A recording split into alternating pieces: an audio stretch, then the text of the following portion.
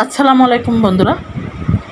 আজকে কলিজা এবং মন প্রাণ ঠান্ডা হওয়ার মতন একটা ইউনিক রেসিপি আমার বেআইনে বানাইলো।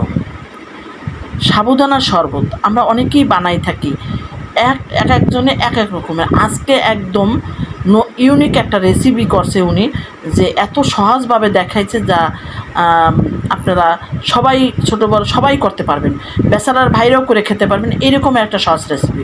ফুল রেসিপিতে যাই। আগার আগার পাউডার, এখানে আমি জেলো বানাইনি। দেড় গ্লাস পানি দিলাম। এখানে 1.5 গ্লাস পানির মধ্যে 1.5 চামচ আগার আগার পাউডার দিয়ে দিলাম। 4 চামচের মতন চিনি দিয়ে দিল। আমার বেআইনি কিন্তু করতেছে, একসাথে মিশিয়ে নিল। এখনও চুলার আঁচটা কিন্তু বন্ধ। ভালো করে মিশিয়ে নিতে হবে। একটা দুইটা বলক ওটা না পর্যন্ত উনি ভালো করে লাড়তে আছে। দেখেন, সামান্য একটু ঘন হয়ে আসলেই এখন কিন্তু 2টা প্লেটের ভিতরে ঢেলে দিল। দেখা যাক আমার বেআইনি কী করে। 2টা কালার ব্যবহার করবে আমার মনে হয়। একটা সবুজ কালার দিয়ে দিছে আর একটা রেড ফুড কালার। 2টা কালার দিয়ে দিল। চমৎকার 2টা জেল বানানো হয়ে গেল। এখন ঠান্ডা করার পালা। চলেন অন্য রেসিপিতে চলে যাই। যা হোক, আমাদের সাবুদানা লাগবে। এই যে সাবুদানা, এখন 1 কেজি পরিমাণ পানি দিয়ে দিল। ডিপ্লোমা দুধ, উনি প্যাকেটটা ঢেলে নিল। উনি কোনো লিকুইড দুধ ব্যবহার করে নাই, পুরো পাউডার দুধ দিয়ে কিন্তু দুধটা বানাই নিলে।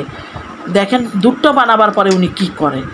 আমি তো বললাম যে উনি ইউনিক একটা রেসিপি, যে যেমন মজাদার ছিল তেমন কলিজা ঠান্ডা হওয়ার মতন। এই ইফতারে আমাদের এই শরবতটা কিন্তু খুব খেতে ভালো লাগছিল।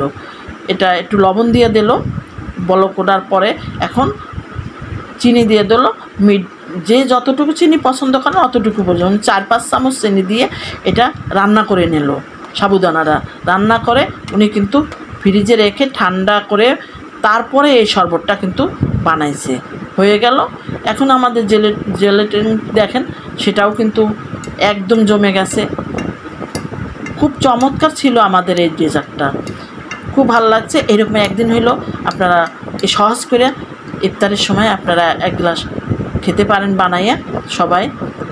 আমার বেআইনের হাতের এই চমৎকার রেসিপিটা আমি আশা করি আপনারা শেয়ার করে দেবেন, যেন দর্শক বন্ধুরা সবাই দেখতে পায়। আর চমৎকার ছিল খেতে যেমন দেখতে। 2 ধরনের জেলেটিন দেখেন কিভাবে। যা হোক, এখন ঠান্ডা ঠান্ডা সেই সাবুদানার দুধ এখন কিন্তু হালা একটু ঘন হয়ে আসছে, পাতলা উঠেছে কিন্তু আমার বেআইনি একদম পাতলা করিয়া। দেখেন এখন পুরাটা ঢেলে দেব। ঢেলে দিয়ে তারপরে জেলেটিন দিয়ে দিতে আছে 2 ধরনের দিয়ে। তারপরে নেড়ে ছেড়ে কিছু ফল ব্যবহার করছে। আপনারা যে কোনো ফল ব্যবহার করতে পারেন। ঠান্ডা ঠান্ডা খেতে কিন্তু অনেক মজা ছিল। আমি কিন্তু 2-3 বারই খেয়ে ফেলছি, কি বলবো। এর সাথে কিন্তু উনি ভ্যানিলা এসেন্স ব্যবহার করছে, এটা সুন্দর ফ্লেভারের জন্য। খুব ভালো লাগছে আমার এই চমৎকার সাবুদানা শরবতটা। অবশ্যই একবার হইলেও ট্রাই করেন। এখন আনার কিছু দিয়ে দিল। দেখতেও যেমন সুন্দর লাগতেছে, দাঁতের নিচে পড়লে চমৎকার লাগতেছিল এই ফলটা। এখানে আঙ্গুর ফলও কিন্তু দেওয়া হয়েছে। তারপরে আরও ফল ব্যবহার করা হয়েছে। আমরা কিন্তু তার আগে খেয়ে ফেলছি আর দেখাতে পারিনি। দেখেন, দেখতে যেমন লোভনীয় তেমন কিন্তু খেতে ভালো লাগলে একটা লাইক দিতে কিন্তু ভুলবেন না। আর যে বন্ধুরা ফেসবুক পেজ থেকে দেখবেন, পেজটা ফলো করে পাশে রাখবেন। ইউটিউব চ্যানেল থেকে দেখেন, চ্যানেলটাকে নতুন বন্ধুরা যারা আছেন, যারা এখনও সাবস্ক্রাইব করেন, অবশ্যই সাবস্ক্রাইব করে নতুন ভিডিও দেখার অনুরোধ রইল। চমৎকার সাবুদানা শরবত, কলিজা মন প্রাণ ঠান্ডা হয়ে যায়। আর 1 গ্লাস খেলে অনেক চড়া দাম দিয়ে কিন্তু আমরা দোকানে যেয়ে এগুলা খাই। আশা করি এখন আর যেতে হবে না, এরকম সহজ করে বানিয়ে খাবেন। শেষ হয়ে গেল আমার আজকের রেসিপি।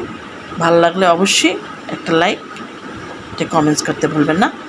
পরবর্তী কোনো রেসিপি নিয়ে হাজির হয়ে যাব। আমি পারুল আলম। এ পর্যন্ত আপনারা ভালো থাকেন, সুস্থ থাকেন, নিরাপদে থাকেন, যে যেখানে থাকেন ভালো থাকবেন। আল্লাহ হাফিজ, শুভরাত্রি। আসসালামু আলাইকুম ওয়া রাহমাতুল্লাহি ওয়া বারাকাতুহু।